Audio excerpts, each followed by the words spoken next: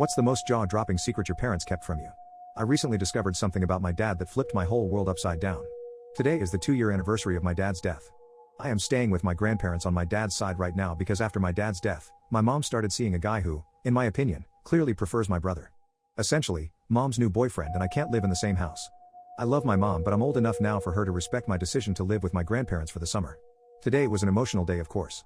My grandmom is very sentimental, and recently she has been putting together photo albums. One of my dad, one of his brother, one of me, and one of my brother. Today my grandmom and I were looking through my dad's photo album.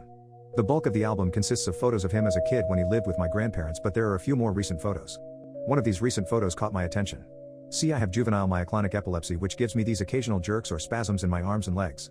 Because of this, I've never been able to go in water, so I never learned to swim. Despite this, we went to the beach a lot as a family since we were California residents. The photo that stood out to me was one of my dad in his 20s, so a bit before I was born. It was of him treading water in the ocean, clearly very deep in. My grandmother told me that his brother took the photo when the two of them and their then girlfriends went cliff diving. I asked her, but Dad couldn't swim? She was confused and said, of course he could. Did you really think he was the kind of person to not know how to swim? I was shocked. For as long as I can remember, on our frequent family visits to the beach, my dad had told me he couldn't swim as he was scared of the water.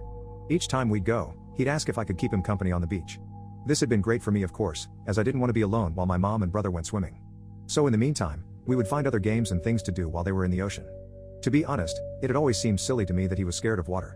He was a marathon runner and generally a very sporty person who grew up in California, so I didn't get why he never just learned. But now I realize that of course he could swim. He knew I didn't want to be a liability because of my condition. That if I thought he wanted to go, I would tell him to go without me and leave me behind. So he lied to me and told me he couldn't swim. He didn't think I'd ever find out what a nice thing he was doing for me, and yet he still did it every time. Especially today, that sent me over the edge. Thank you, Dad.